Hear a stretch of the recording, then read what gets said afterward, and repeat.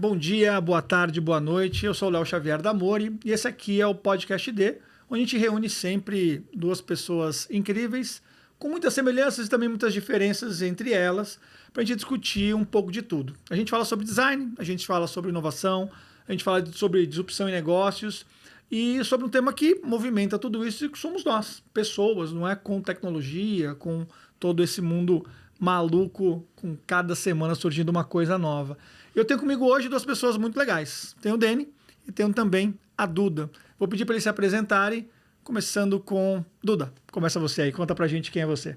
Obrigada, Léo. Muito obrigada pelo convite. Estou super animada de estar aqui, Deni. Vai ser um prazer essa conversa. Gente, sou a Duda Davidovic, sou executiva de inovação e design há mais de 15 anos.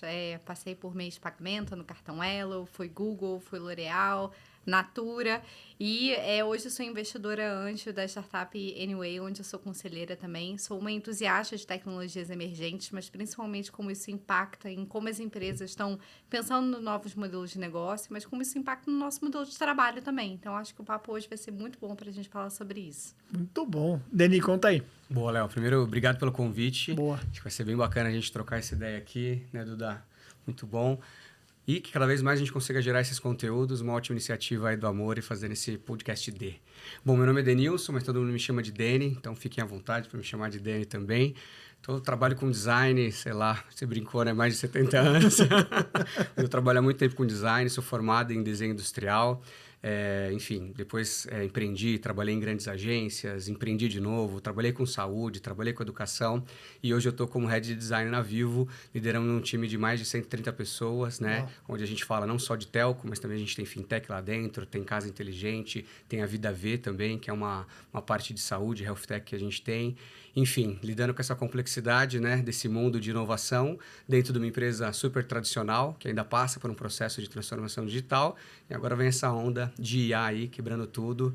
Então vai ser muito bom conversar e aprender com vocês. Estou muito feliz de estar aqui. Obrigado. Boa. Vamos começar falando de inovação, porque se a gente olhar as trajetórias de vocês, Duda começa mais no mundo da inovação e avança para pensar também em produtos digitais, pensar design. E você, ao contrário, quer dizer, vem do mundo do design, design industrial, no final das contas, vai para o design digital também, passa ali pela publicidade e hoje, pela sua fala e pelo que a gente conhece ali do dia a dia da Vivo, a inovação está muito conectada com o seu dia a dia. Então, queria ouvir um pouquinho de vocês, como é que design e inovação se encontram? Porque se a gente olhar, sei lá, pré-pandemia ali, 2020, 2019, eram raras as empresas que tinham uma diretoria de design, uma liderança de design dentro. Inovação até já tinha ali, né, algumas estruturas e tudo mais, mas design foi ganhando um protagonismo ao longo dos últimos 4 ou 5 anos. E a gente fala um pouquinho também dos idas e vindas, altas e baixas aí do mundo do design. Mas, claro, cada vez mais está muito claro que assim, design é uma área, ou pelo menos um departamento, um grande pedaço importante no pensamento de negócio, mas fundamentalmente de inovação. Então, como que se encontram aí? E pode falar um pouco da tua vida também, da tua carreira, né, Duda? Como é que de inovação vai para design e pensamento de produto? Como é que essas coisas se combinaram? Depois queria ouvir o Deni também um pouquinho do caminho contrário. Engraçado, porque eu sou publicitária de formação. Então, eu nunca pensei, quando estava fazendo na minha faculdade, que um dia eu ia sentar numa cadeira de inovação. Na verdade, eu nem compreendia direito o que era isso. E aí, eu acho que isso é um ponto de partida importante, porque eu acho que a gente dá nomes para as coisas em épocas diferentes das corporações. Então, uma hora está mais moda para falar de inovação, outra hora está mais moda para falar de design. Eu escuto muito agora dos times de IA surgindo, né? E, de alguma forma, inovando muito a forma que as empresas trabalham. Só que, o que está por trás disso, né? Eu acho que por trás da inovação, tá? A forma que uma empresa precisa provocar ali a corporação a pensar diferente, a experimentar, da velocidade no teste das coisas e a velocidade no que ela constrói para o cliente. E por trás do design está colocar o cliente no centro dessa equação toda, porque a gente sabe, parece meio óbvio falar assim em voz alta, mas que se você não constrói uma coisa focada em resolver uma dor, um problema para o seu cliente, dificilmente você tem uma chance de sucesso. Por exemplo, lá na Elo, eu fui a número 1 na área de inovação. Depois, a gente criou o time de design. E no final, assim, 30 pessoas numa empresa de 600 pessoas, assim, não é o tamanho do seu time, Dani. Só que no final do dia, mas é bem relevante. Mas por quê? Porque é relevante a organização conseguir dar esse passo com essa agilidade, com essa centralidade no cliente. Lá no início, era uma pegada de cultura. Como eu acho que em grande parte das empresas, inovação por um bom tempo foi uma construção de como é que a gente pensa desse jeito que a gente deveria pensar a partir de agora. Só que as empresas, elas amadureceram. Algumas mais rápidos, outras menos rápidos. Só que hoje eu acho que o estado da arte de um time de inovação e um time de design são os times que encontraram nessas duas disciplinas a forma de trabalharem juntas. Porque eu acho que é intrínseco, é impossível desassociar. E eu acho que, mais cedo ou mais tarde, as empresas que não, de alguma forma, uniram isso, elas vão entender que você consegue dar muito mais celeridade, inclusive para as coisas que você quer entregar, unindo essas duas capacidades, essas duas mentes, que são, lá no meu time, eram bem diferentes. Os inovadores eram, de alguma forma, muito analíticos e muito com pensamento muito crítico em relação ao que tech, ao que, de fato, as tendências estavam mudando e para onde a gente deveria ir. Mas o time de design botava um pouco a bola no chão para a realidade de isso aqui é relevante mesmo? Isso que deveria estar sendo construído? Vamos testar aqui, vamos experimentar, vamos ouvir aqui o que o cliente traz. Então, são competências e mentes que funcionam diferentes, só que são extremamente complementares. É impossível de se associar para mim. E pensando em linha do tempo, Duda, como é que foi isso? Quando começa a área de inovação e quando avança para o design, só pensando que ano foi isso, mais ou menos? Olha, eu passei 7 anos lá no Cartão Elo. No segundo ano, já estava óbvio que a área de design ela precisava partir como uma célula que crescesse, expandisse e participasse do dia a dia da empresa. Acho que tem empresas que vão mais rápido, tem empresas que começam ao contrário, que nem a história do Dani, provavelmente. Mas eu acho que, hoje em dia, eu diria que o time, independente do que você chame ele, ele precisa nascer com essas PD, Product Designer, Product Manager, enfim, não importa o nome que você dê, mas ele precisa nascer desse jeito. Acho que a gente teve uma etapa de aprendizado. Claro. A gente aprendeu, no final do dia foi na nossa realidade o timing que deu certo, o timing também que a empresa conseguiu absorver isso. Mas no final do dia, se eu fosse começar hoje do zero e com todos os recursos infinitos e todas as aprovações que a gente sabe que precisam de headcount, eu começaria do zero com um time que fosse híbrido. Muito bacana. Boa. Conta pra você, como é que é? Design industrial, design digital, líder de time e agora pensando em inovação diariamente, na verdade. Legal, Léo. Acho que na minha época, quando eu comecei a fazer desenho industrial, tinha 2 caminhos, né? Ou ir efetivamente para o caminho de indústria, né? Projetar produtos, né? Físicos, ou você tinha a parte de visual, né? Então, quando eu comecei minha carreira, o meu sonho era ser um diretor de arte, né? Tinha aquele glamour dentro das agências, né? As pessoas que conheciam vinhos, viajadas e tal. E aí, quando eu cheguei para ser diretor de arte, cafés, entendeu? De cafés, enfim.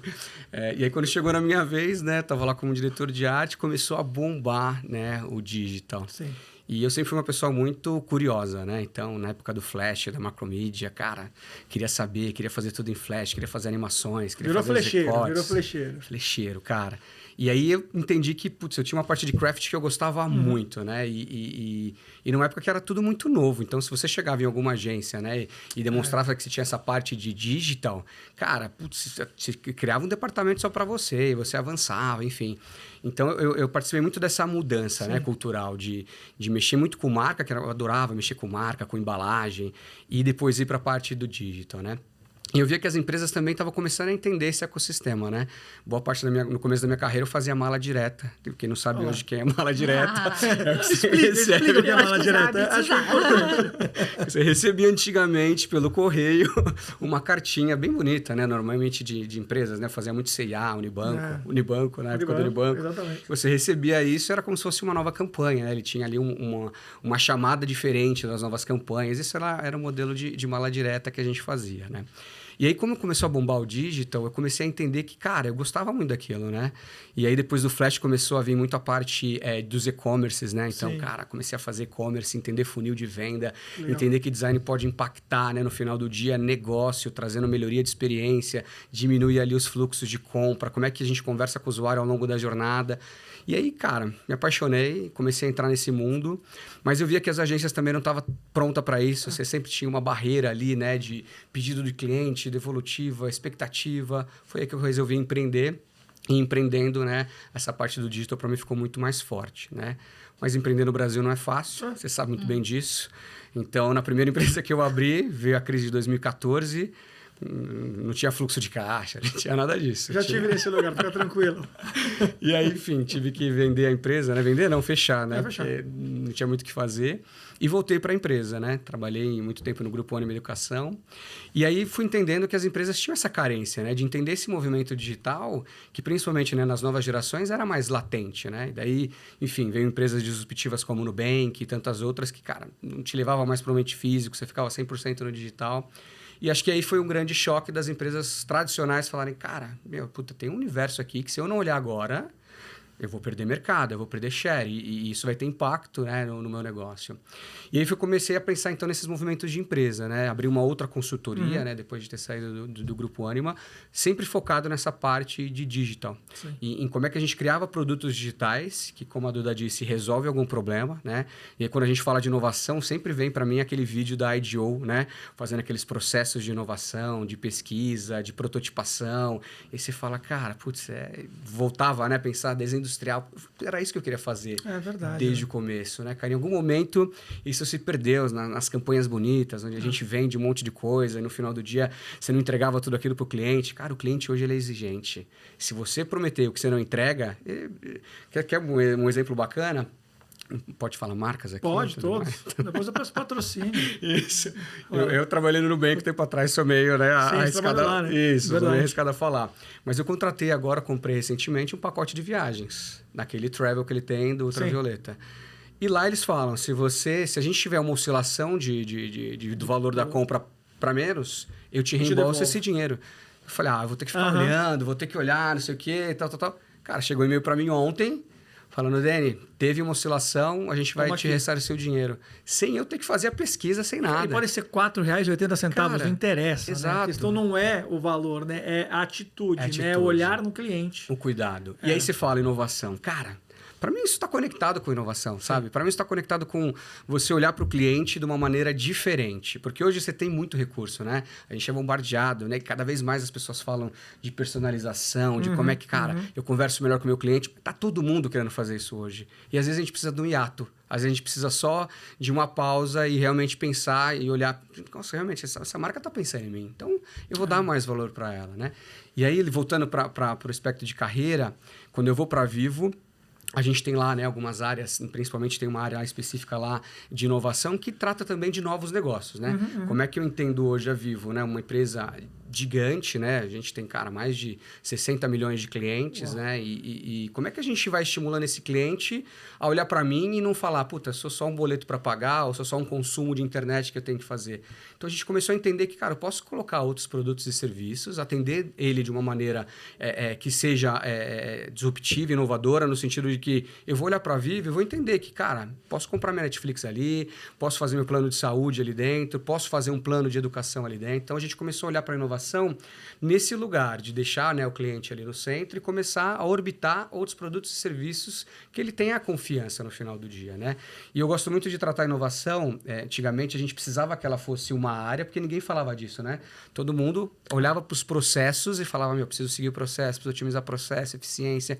Mas, peraí, estou fazendo sempre a mesma coisa e só estou melhorando minimamente a minha parte do processo. Mas como é que está o meu cliente no final do dia, Mas né? esse é o ponto. Esse é o ponto. E aí, quando a gente traz a área de inovação, que hoje não é mais uma área, e todo mundo está pensando em inovação o tempo todo, né, otimizando o produto, olhando para o cliente, falando, qual que é a dor que eu vou te resolver? Né? Qual que é o job to be done que você vai cumprir aqui dentro, mas que você pode navegar em outras áreas e eu vou complementar, né, a tua estadia aqui dentro, né, da minha marca, do meu produto digital.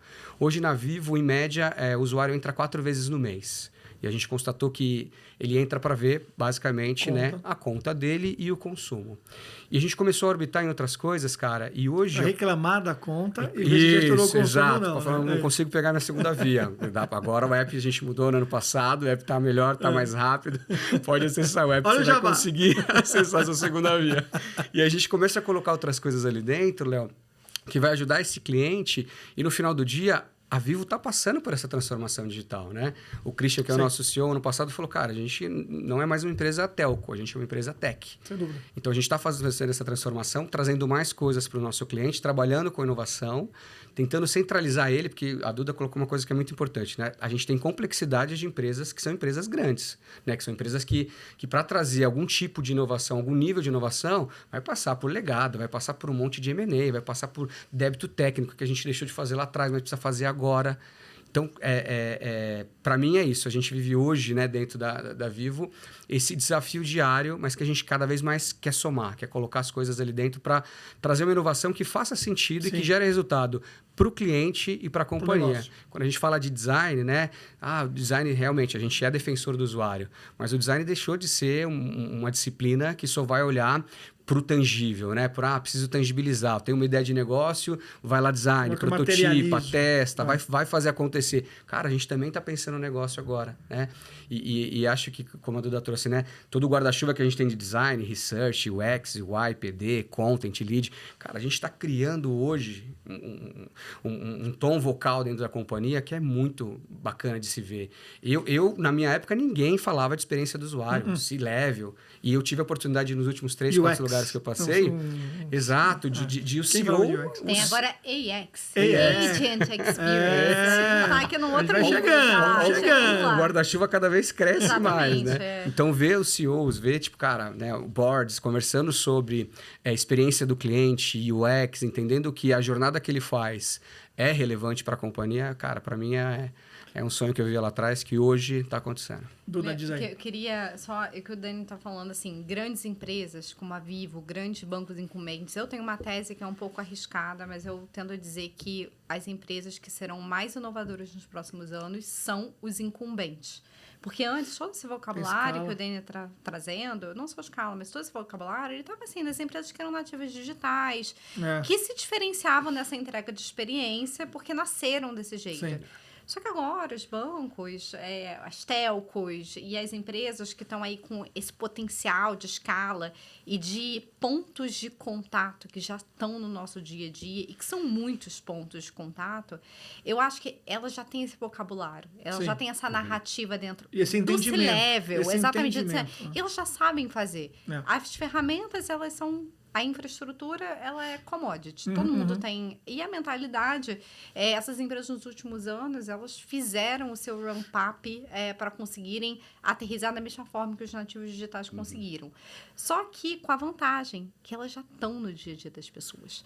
Então, esses pontos de contato que o Nene está falando, elas conseguem acrescentar ao topo disso as inovações, os novos serviços, novos produtos. E enquanto que eu acho que as startups ainda precisam chegar lá. Elas vão chegar, mas talvez elas vão chegar de outra maneira, como M&As, com parcerias, fazendo parte desse ecossistema. E algumas, sim, vão ser muito bem-sucedidas indo sozinhas e conseguindo alcançar a escala. Mas eu acho que nunca foi tão bom ser um incumbente. Até porque toda startup, de sucesso tem que virar uma scale-up, todo scale-up de sucesso tem que virar uma grande empresa. E grandes empresas são grandes, gente. Esse é o ponto. Os processos são mais complexos e as camadas de decisão são cada vez maiores.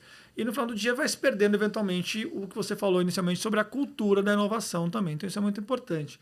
Por isso que eu acho que o design, e não puxando a brasa para o design, mas só um pouquinho, me parece que ganha um novo contorno de protagonismo, não é? Enfim, porque, veja, ambos passaram aqui pelo mundo das agências. Eu também, né? A gente vendeu a Ponto Mob lá para dentro, por um tempo presidia a Exobar e tal.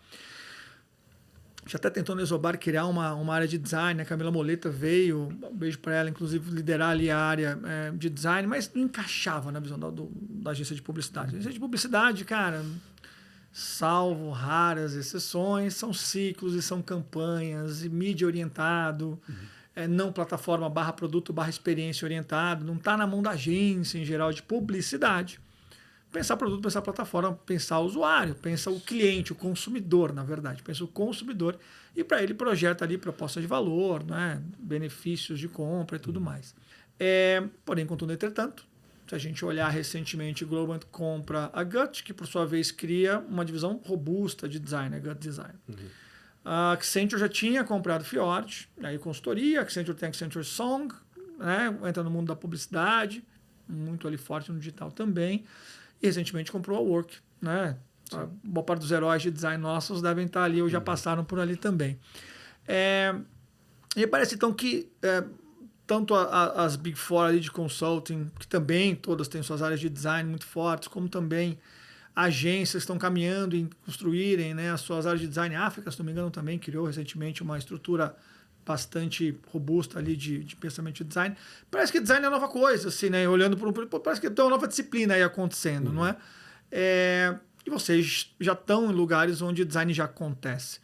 Quais são ali, sei lá, talvez aprendizados, dores que já sentiram nessa posição de protagonismo que o design pode e deve ter, para além de pintar tela, no final das contas, para além de fazer pesquisa e fazer fluxo.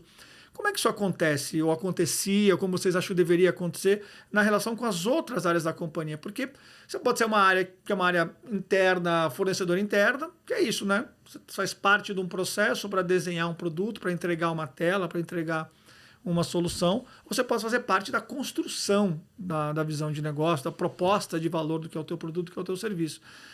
E, obviamente, tem protagonismo, se todos fossem protagonistas, não haveriam os coadjuvantes. E está tudo bem, é natural, não é? Como é que constrói essa visão de protagonismo, se é que tem que ter o design, a visão de protagonismo? Como que você pensa isso, Duda?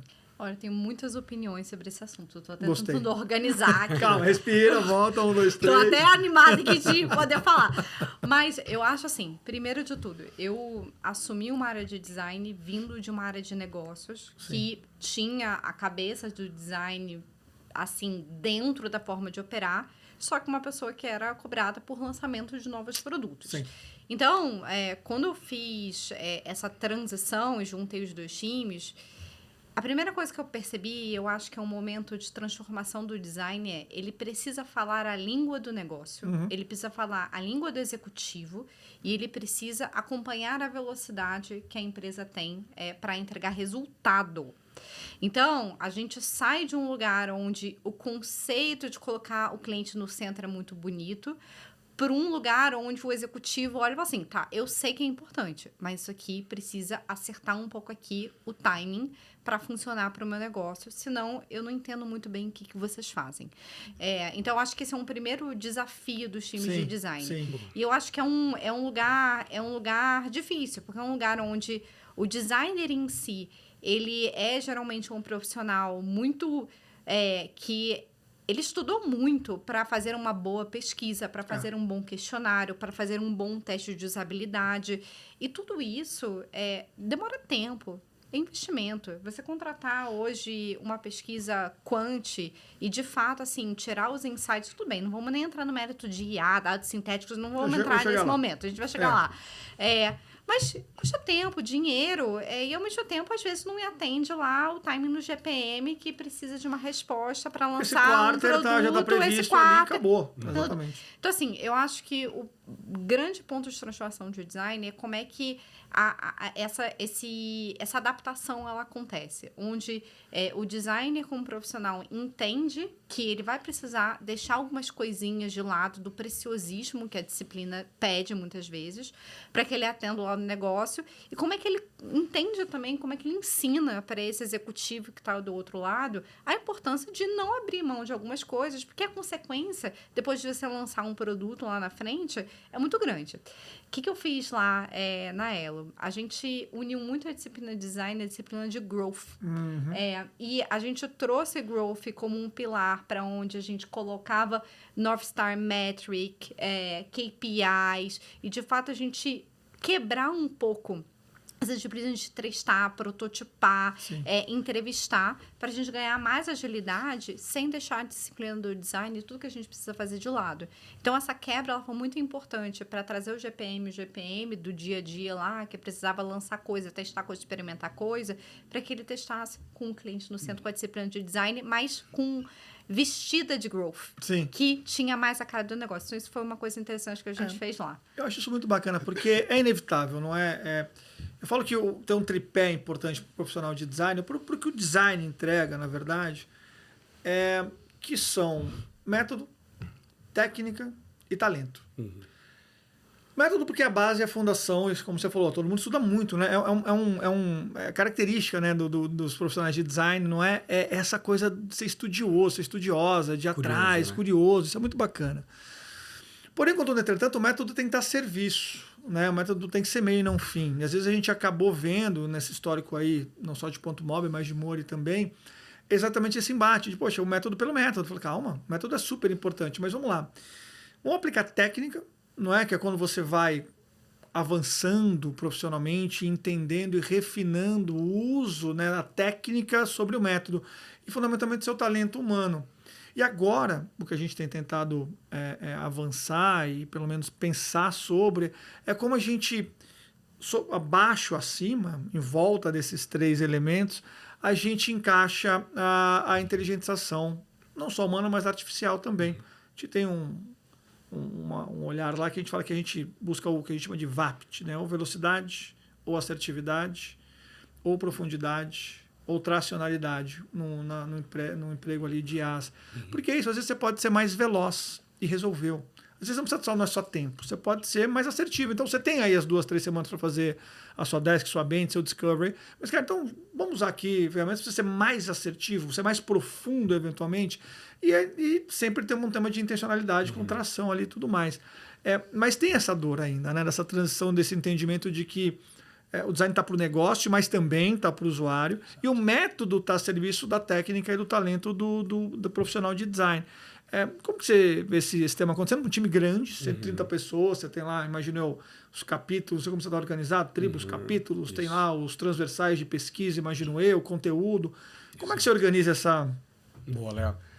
turma toda? Eu acho que assim, o design, para mim, ele, cada vez mais ele se mostra uma alavanca de negócio, né? E para mim, né, quando a gente traz essa vertente de design para olhar para produto, tem uma chavinha que muda, que a galera gosta muito de falar da sopa de letrinha, né? UX, UI. Para mim tem uma transição, claro que, de novo, né, isso é meu, cada um vai ter a tua vertente disso. Quando você trazia UX e UI, você tinha um responsável pelo UX, pela pesquisa e, cara, ideação, ele chegava até o wireframe. E depois ele passava para o profissional do craft que ia fazer o visual design. E para mim, você sempre tinha uma perda gigante ali, que é quem está fazendo o vídeo, quem vai tangibilizar isso, não tem a menor ideia do que aconteceu antes com as pesquisas, do tomada de decisão, porquê do wireframe, nem nada disso. E quando a gente traz um profissional que a gente chama de product designer, ele vai olhar para mim para uma vertente totalmente diferente. Ele não vai olhar só para UX e só para UI, ele vai olhar para dados. Ele vai olhar para a influência de design no negócio. Ele vai olhar para resultado. E a Duda falou uma coisa super importante para mim. Design tem que falar, com certeza, a língua do negócio. Qual que é a língua do negócio? A língua do negócio é LTV, é ROI, é como é que eu melhoro o meu fluxo de penetração nos meus usuários. Entender funil. Entender de métrica. E aí, quando a gente toma a decisão lá atrás, você comentou da Working Core, que foi parceira nossa para fazer o novo app, né? E desde o começo a gente no briefing falou, cara, aqui a gente não quer ganhar prêmio. O que a gente quer fazer é tentar minimizar cada vez mais a fricção, ou seja, hoje o usuário demora 5, 6 etapas. Cara, como é que eu diminuo essa fricção transformando em etapas menores? Ele tem que se resolver rápido, né? E a gente evoluindo nisso, a gente teve, né, um outro ponto que você colocou, como é que a gente escala, como é que a gente leva isso, né, para os stakeholders e avança na companhia. E aí, quando a gente lança o novo app, cara, a gente teve lugares ali, por exemplo, né, migra pré-controle, que pra gente hoje é um dos melhores movimentos que a gente faz. A gente tem um cliente pré, ele vai para um controle. Excelente. Né? A gente aumentou em 70% dentro do aplicativo. E foi uma mudança de front. Foi uma mudança específica de front. A gente não mudou back, não mexeu em API. Foi experiência. Como apresenta... 70%. Compra de fixa aumentou em 120% dentro do app. Então, você vai vendo que, cara, isso é falar de negócio. Né? Isso é tangibilizar o que a gente idealizou lá na fase. Mas será que só mudando a experiência eu tenho resultado? Sim. Tem. Mas é difícil você trazer isso concreto hoje, porque daí você tem as outras áreas, né, de negócio, querendo sempre falar, não, a melhor maneira de eu vender é essa. E a gente tem muito, né? Que é a briga pelo protagonismo, não tem muito jeito. Eu vou pegar a tua primeira camada que você trouxe ali, né, de conhecimento de design. Quando você vai em qualquer lugar hoje, tem muitos designers, né? Eu costumo brincar que sempre tem palpite, né? Mas por que você... a gente está falando, por exemplo, de casos de uso de central de ajuda. E aí a gente hoje leva uma visão para o cliente de que você quer abrir uma solicitação, você quer abrir um chat... Mas o cliente, no final do dia, ele quer ajuda. Ele não quer ajuda com um chat. Isso aí. Ele quer ajuda com uma fatura. Ele quer ajuda com um problema de internet. Então, a gente começa a falar, cara, entendi negócio o que você quer, mas me dá o que você quer. O como, eu vou estruturar bem aqui e vou entregar isso com resultado que vai ser tangível. E aí, você pode me dar métrica. Qual que é o KPI? É diminuir o atendimento? Então, hoje eu abro 10 chamadas de atendimento ou de suporte, quero diminuir para 5 e quero levar ele para o digital. Então, a gente começa a falar, né, mais estruturado, e design, para mim, ele tem que levar resultado. Mas aí a pessoa de design ela tem que estar também muito instrumentalizada para essa discussão, né? Eu lembro de uma discussão que eu tive com o Michel, um abraço aqui para o Michel, quando ele estava em Carrefour, depois virou nosso cliente na Vertem também e tudo mais, que a gente entrou numa reunião e como com os PMs ali, e natural do PM falar, não, então eu quero, cara, que você mude essa tela aqui, coloque puxe para frente esse fluxo. Ela falou, cara, foi o seguinte, me fala o que você precisa resolver no produto e deixa a gente trabalhar e te trazer algumas opções. Porque, assim, tem especialidades, tem método e tem técnica aqui, além do talento. Porque também só talento também fica etéreo. Falando, eu sou mais talentoso ou sou mais talentosa que você. Não. Mas é muito método e muita técnica. Então, foi bacana essa discussão. A gente teve ali um pequeno embate, uma pequena fricção. Depois se entendeu muito bem. Né, que essa como você consegue, no final das contas, deixar claro que, peraí, eu entendo do negócio também, né? Me diz o que você precisa resolver. Que dor que você identificou lá atrás, né? Que problema a gente tem que resolver? E acho que essas interações, esses embates são saudáveis quando você tem a pessoa de design instrumentalizada. E isso é muito importante, né? Avançar para essa capacidade de ter uma camada maior de conhecimentos. Porque senão, é o que a Duda falou, não sei nem o que vocês estão fazendo aí. Por que vocês estão aqui, né? Tipo, esse monte de gente, 30, 40, 50... O que vocês fazem? Legal. E aí? O que muda pro negócio? Eu queria puxar esse ponto que você trouxe do talento, né? Porque a gente tem vários embates hoje, porque pensa assim, eu tenho mais de 130 designers ali que trabalham com base no design system e a gente já tem várias vocações definidas para cada tipo de comportamento. Sim. Então, assim, o designer no final do dia, eu gosto muito de falar, cara, design não é artista. Não, mas tem até um componente artístico, eu entendo, mas isso, calma. Mas quando você trabalha com um produto digital, você não está pensando em você, não é a tua expressão. Sabe, eu falo que ele não é, mas ele é, eu concordo com você. Mas é uma arte que não é a tua expressão de arte que você tem que colocar no produto digital, né? Cara, como é que você facilita a vida do cliente? Então, o embate, para mim, do talento e do craft, vamos colocar assim, ele está intrínseco no entendimento que já existe processos, já existe convenções estabelecidas em jornadas que você, como designer, tem que entender, respeitar ou melhorar. Então, por isso, para mim, o product designer, ele tem que saber muito mais do produto. Por isso que eu falo, galera, vocês têm que saber de dados. Vocês têm que saber qual é a métrica que você quer bater, ou o que você quer alcançar, refazendo essa jornada ou criando uma nova funcionalidade, né? Por quê? Você já tem componentes, e aí a gente também pensa em escala, né? Não posso ter 500 componentes diferentes, você vai criar uma interface, cara, confusa, com determinados comportamentos diferentes. Então, ele já tem aqui um toolkit que com certeza ele vai poder usar a criatividade dele, mas para solucionar o problema. E não para dar uma outra revitalização visual dentro disso. Então, só puxar esse seu ponto do talento, porque para mim isso também é talento. Entender que você tem uma vocação. Isso é talento. Exato. Isso.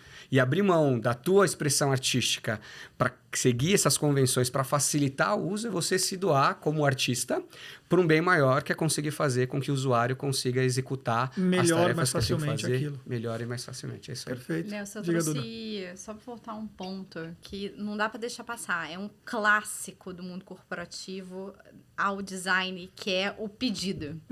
Eu preciso desse botão nesse lugar, essa tela, mas é rapidinho de fazer. Você faz isso aí em 2 semanas. E eu acho que tem, assim... 2 semanas foi bom. 2 semanas foi bom. Ótimo. Me deu uma prazo. Tudo é ótimo. Eu faço 2 dias. 2 dias. E eu acho que tem o caminho do meio, que ele geralmente, assim, se eu pudesse botar de uma maneira bem visual aqui, ele é um emaranhado, um fio emaranhado, que em tempos de IA, que a gente já vai entrar nisso, mas em termos de IA, onde você só prompta e você só vê o final, a gente cada vez mais perde a visão crítica do que significa esse meio no design. E esse meio do design é o que o Denis está trazendo. É um teste entre 3 telas diferentes que vai falar qual delas o usuário tem a maior conversão para fazer um upgrade de um plano. Então, esse caminho também é importantíssimo. Sem dúvida. E aí, mas e analítico, né? Objetivo, crítico. Não é o talento subjetivo que eu acho que é mais bonito subir ou descer. Não. Exatamente. Funcional. Por isso que eu acho o método, eu digo muito pro meu time, o método tem que estar a nosso serviço, mas fundamentalmente para eliminar subjetividades. Porque senão, cara, técnico de futebol, especialista em guerra no Oriente Médio e designer, tem em todos os lugares. É isso. Pode ir, todo lugar, todo mundo vai ter sua opiniãozinha. E no design não é isso. Depois porque no final das contas, o bom senso, né, que todo mundo acha que tem, ele não se aplica para tudo no final das contas. Então, quando você põe método e técnica a serviço disso, você tira isso, né, essas subjetividades. Eu acho, eu quero, eu acredito, eu penso. E às vezes, tudo bem, falando das loucuras corporativas, está tudo tranquilo. A gente já viveu isso muitas vezes e viveremos. Sim. Vem o top-down mesmo e alguém fala, não, é roxo, é quadrado e é um botão. Esse ponto é super e tudo bem, importante. o top-down, ok. Exato. Tá aqui a solução. Eu lembro de um cliente, que esse eu vou reservar, não vou falar, mas assim, tinha o que ele pedia, tinha o que a gente acreditava e tinha um terceiro caminho. Sempre a gente dava mais trabalho? Dava. Mas, cara, era um jeito que a gente foi criando estruturado de não ficar no embate o tempo inteiro, na fricção o tempo inteiro. Porque, cara, era o CEO que tinha pedido. A gente entende, não tem problema nenhum. Tá aqui o pedido, tá aqui o que a gente acredita e tá aqui, talvez, o que seja um caminho que encaixa. Quase sempre ia para esse terceiro caminho aqui e tudo bem. Exato. Tem que ter esse jogo de cintura corporativamente falando. E isso, para mim, é um pouco de maturidade, né, Léo? Porque pensa assim, cara, e é difícil, né? A gente abrir mão do que a gente idealizou, do que a gente testou, do que a gente aprovou, para receber, de repente, cara, não, faz desse jeito. Mas eu falo muito pro time, cara, e qualquer lugar vai ter isso, tá? Sim. Acho que não é específico de empresas menores, maiores. Cara, sempre vai ter isso. E no final do dia, é o que eu sempre falo, cara, sofre com o que você tem que sofrer. Com isso aí, você não adianta, sabe? Você não, cara, você vai ficar querendo debater tudo, você já tá... Eu acho que assim, nosso papel fundamental é defender e colocar o porquê que a gente tá discordando de qualquer ideia. E hoje, cara... É muito difícil você encontrar lugares que querem divergir, sabe? A discussão se ficar sempre num braço de ferro. Então, se eu discordo disso de você... Não, peraí, então você quer ganhar de mim nessa reunião. E no final do dia, você não quer ganhar. Porque você só quer... Putz, deixa eu colocar esse ponto. Talvez nem você, no final do dia, acredita tanto, mas você acha que é importante colocar para discutir, para enriquecer a discussão, sabe? E a maturidade hoje, cara, em ambientes digitais, para mim, caminha muito nesse lance do um pouco mais do braço de ferro, do que, cara, vamos sentar, colocar tudo na mesa, tudo que a gente tem de informação, vamos divergir bem, sabe? E eu quero colocar outro ponto, eu quero olhar de outro ângulo. E a gente para de fazer isso porque a gente recebe muita informação pronta. Não, mas eu já sei, eu conheço meu cliente, todo mundo conhece, né? Eu já sei quem é meu cliente. Meu pedido é esse porque eu sei quem é. Por quê? Porque eu fui no meu vizinho e ele falou pra mim que a dor é essa. É muito maluco. Mas, cara, o seu vizinho, qual tem que mesmo. é?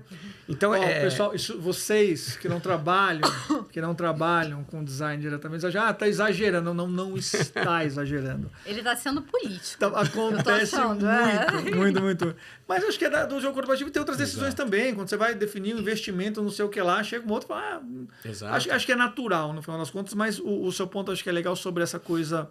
de ser uma queda de braço, você não tem que ganhar o tempo inteiro. Exato. Gente, calma, respira. Mas eu quero colocar um outro ponto aqui, então, para aproveitar a Duda aqui.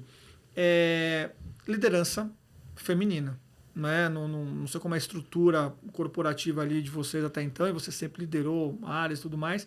Como é que fica essa lógica do embate aqui? Completamente fora do script, eu peguei o seu embate, quis dar um olhar aqui com a Duda. Como é que funciona, no final das contas? Quer dizer, essa coisa do... É designer, inovação e mulher. Puta, lá vem. Olha, eu vou te falar que eu tive uma escola. Meu primeiro experiência no mundo corporativo foi a L'Oréal. Fantástico. E aí, a L'Oréal era o seguinte: eram mulheres poderosas, de batom vermelho, tomando as decisões mais difíceis e batendo na mesa e assim, sendo firmes. É incrível mesmo. Então, a minha escola foi uma escola que eu nunca imaginei, quando eu cheguei no mundo do setor financeiro, eu tomei um susto. Exato. Eu cheguei, a minha primeira semana, eu acho que 90% das reuniões eu era a única mulher. Imagina, jovem, com essa cara de menina que eu tenho. E, bom, eu acho que eu tive um privilégio de ter uma base de formação e de inspiração que grande parte das mulheres não tem. É desafiador, mas, assim, o que eu deixo de aprendizado é nunca tenha medo de sentar à mesa. Porque... se você tá lá na mesa, é porque alguém tá te pagando. Eu falo assim, alguém tá me pagando para me ouvir. Então, assim, vou falar, eu vou falar, ó, você me entrevistou. Inclusive, a minha última entrevista para ela, eu me lembro, isso tem tanto tempo, mas um diretor tava me entrevistando, ele falou assim, mas qual é a sua visão para a área de inovação? Eu falei, olha, eu espero bastante que você acabe com essa área em pelo menos 3 anos. Ele, como assim? Não, que você acabe com a área. E aquilo, eu acho que bateu nele de um jeito. Então, assim, eu acho que é difícil ainda ser uma liderança feminina. Eu acho que ainda, principalmente no setor financeiro, já mudou muito. Eu acho que os programas de diversidade, com metas, eles acabaram ajudando a popular um pouco mais os cargos de liderança com mulheres. Ainda é desafiador, mas, gente, a gente tem que resolver. Como é a estrutura do seu time lá, Dani? Cara, a gente tem uma diversidade bem grande, né? Muitas mulheres também como design lead, como product designer. Enfim, acho que a gente preza muito por ter esse time diverso, pelos ganhos que a gente tem, né, cara? No final do dia, se você propõe soluções que é para um público específico, cara, você está fadado ao fracasso, né? Então, acho que pensando tanto na diversidade, na riqueza da discussão, tem que ter pessoas, né, de diversas culturas diferentes, né, de posições diferentes para dialogar. Então, hoje na Vivo, a gente tem uma cultura muito forte, né, como o Duda colocou, de diversidade. Então, a gente é sempre provocado, né, pelos times de RH, se a gente está abaixo de alguma... para conseguir equilibrar muito bem, né, os valores que a gente tem lá dentro da companhia. E eu tenho orgulho de dizer que meu time hoje ele é mega diverso, não só em pessoas, mas também em regionalização, né? A gente sabe que está uma onda gigantesca aí, né, de retorno ao presencial. Eu bato muito isso com o Christian, com a Carla, né, com o Fernando, que são os meus líderes ali. Que, abraço pro Fernando, nosso amigo também, de longa data. O Fernando é Telemix celular, abração pra ele aqui. Boa. Mano, um monte de abraço pra todo mundo, um apresentadorzão, eu sou horroroso, né? Mas o Fernando, gente boa demais, gosto muito dele. Boa. Então a gente tem esse foco e meu time hoje, graças, cara, a diversos incentivos que a gente dá lá na companhia, a gente segue ainda 100% remoto, né, para os times... para os times que não são da liderança, hoje a liderança de gerente sênior, a gente tem sim um combinado, né, de algumas vezes assim no escritório, até porque é importante também, né, eu gosto de frisar isso, né, com certeza, cara, para alguns cargos e funções, o remoto funciona muito bem, mas para algumas outras coisas você precisa, cara, do olho no olho do presencial, de novo, para divergir bem, para não precisar levantar a mãozinha esperar no Teams, daqui a 18ª pessoa. E às vezes você fala, eu já perdi o time, já não vou falar, então isso quando você está numa roda, ajuda. Não acontece. Então, a gente trabalha muito bem lá a diversidade no meu time e na Vivo também.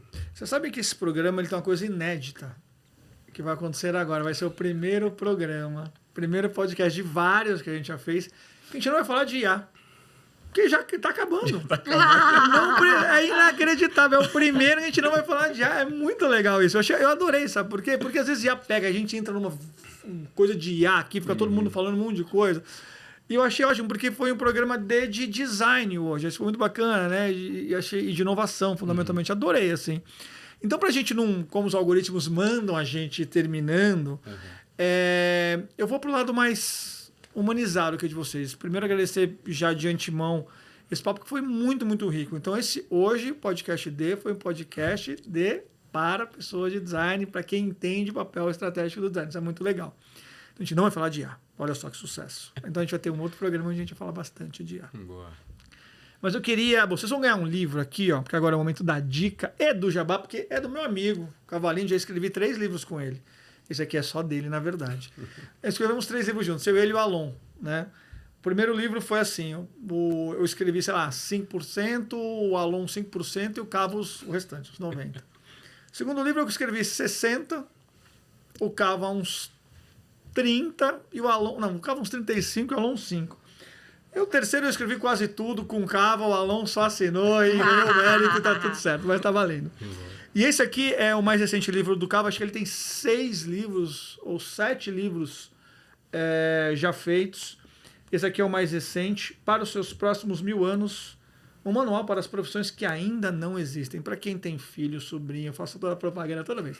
Filho, sobrinho novo, pessoas jovens na equipe também. É muito bacana porque é sobre como a gente pode pensar o que a gente não sabe, né? Que é o que vão ser as profissões daqui a pouco. A gente falava de designer, tinha... Pô, eu sou da época que tinha webmaster, gente. O webmaster fazia tudo. O webmaster, ele fazia front, fazia back, fazia arquitetura, fazia design, ele fazia tudo. Tô né? lembrando das interfaces dessa época. Pô, eu fazia tudo. Tava lá no Submarino em 99, 2000, o Alexandre Jungerman, o grande Jungas, ele é webmaster, ele fazia tudo. É muito maluco isso. E agora, para você ter uma hiper especialização e profissões que surgem, o Product Designer existia há 2, 3 anos, certo? Exato. O AX, né, Agent Experience, agora eu tô vendo cada vez, o LinkedIn é maravilhoso, né? Eu tô vendo cada dia mais especialistas em IA generativas aparecendo, assim, tem vários cargos novos, assim, é muito legal. A gente não vai falar de IA nesse programa. Então eu queria ouvir de vocês, e aí, Duda, você pode começar se quiser, uma diquinha, né, de um livro, de um podcast, de um hábito, de um hobby, de um passeio, diz aí. Pior que minha dica, eu tava pensando desde o início. Agora é um livro de IA. Não, mas não tem problema falar de IA. Pode falar, eu quero, anota. Não, porque esse homem aqui, ele fica, né, assim, espontâneo. A gente não é tão espontâneo assim quando ele tá preparado aqui com o meu livro. Mas tem um livro que, bom, eu acho assim, que a minha dica é... Em tempos que as coisas mudam tão rápido, Sim. a gente precisa se dedicar muito a aprender a pensar criticamente. Boa. E nessa linha, um livro que recentemente eu li se chama The Alignment Problem, que é sobre o que acontece e o que vai acontecer no mundo com a IA e o que a gente deveria criticamente pensar para que a gente pudesse, assim, impedir que essas coisas acontecessem ou entender qual vai ser o impacto de nossa vida. Então, é um livro ali que ele é um pouco técnico, mas ele é técnico para você poder entender o que está por trás de algumas coisas que acontecem para você pensar criticamente. Então, em tempos onde as profissões vão ser muito diferentes, onde as coisas vão mudar constantemente, a minha dica, digamos assim, é esse livro para, nesse contexto de IA, abrir um pouco a mente. Que legal, muito bacana. Boa. Deni? Minha dica, eu também estava pensando, né? A gente foi surpresa, né, Duda? A pegadinha. Eu acho que assim, a gente está vivendo um momento muito dessa adaptabilidade, né? A gente fala o tempo todo de aprender a desaprender para reaprender, né? E eu gosto muito desse formato podcast. E minha dica vai ser o Lennings Podcast. Legal. É um podcast fantástico, que é um cara que trabalhou no Airbnb, ele leva várias pessoas lá, enfim, de produto, de design, de negócio, para debater, né, diversos temas correlacionados a essa parte de inovação, de design, de estruturação. Então, cara, eu adoro, e dentro desse podcast tem vários outros, né? Um vai falar especificamente de IA e tudo mais. Mas a minha dica é Lennings, L-Y-N-N-I, apóstrofe S. Alguma coisa assim, pelo que eu me lembro. Joga lá no Google, a gente acha. Joga no Google que vocês vão achar. Vai ter o link, provavelmente, aí no vídeo. Mas, cara, assistam a entrevista que ele fez com o Brian Chesky, do Airbnb. Isso é bem bacana, ele sempre traz umas polêmicas ali e tal. Eu acho que é um cara que eu gosto de seguir, porque ele se contradiz um pouco, né? Às vezes ele tá num momento, às vezes ele tá em outro momento, e depois você... Cara, mas como assim? E pra mim, essa é uma habilidade que a gente tem que exercer cada vez mais, né? De se reinventar. Cara, eu não sou o mesmo da semana passada e com certeza não vou ser o mesmo da próxima semana. Então é importante, né, mudar de opinião, mas com base em conteúdo, como a gente está gerando aqui e como a gente tem no Lennings ali, podcast. Muito bom, excelente. Eu vou dar uma dica também. Boa. Que da outra vez eu não dei, quase esqueci. Eu vou falar de música, vou dar duas, na verdade. Porque uma, vou começar com ela. A gente está aqui nosso estúdio, fica no Learning Village, aqui na Vila Madalena. Super legal o lugar, né? Não é essa a dica. A dica é um restaurante que tem aqui pertinho, chama Nomo. E eu fui sexta-feira de novo almoçar ali com o meu sócio, com o Planê.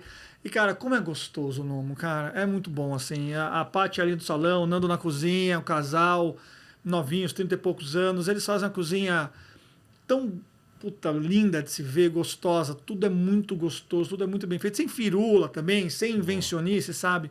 Mas comida muito boa, muito bacana. Tudo para compartilhar, assim. Que os restaurantes mais contemporâneos têm essa onda.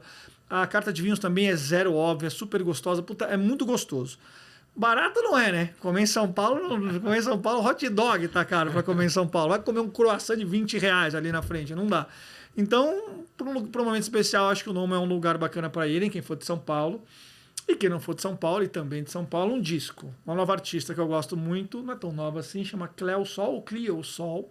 Ela é muito bacana. Ela é incrível, essa menina. Assim, ela faz um soul com uma pegada de R&B bem cantada, bem arranjada, bem instrumentalizada. Ela é muito boa. Um som muito gostoso. E ela também faz parte de um coletivo, ela é inglesa, é britânica, né? Não sei se é inglesa.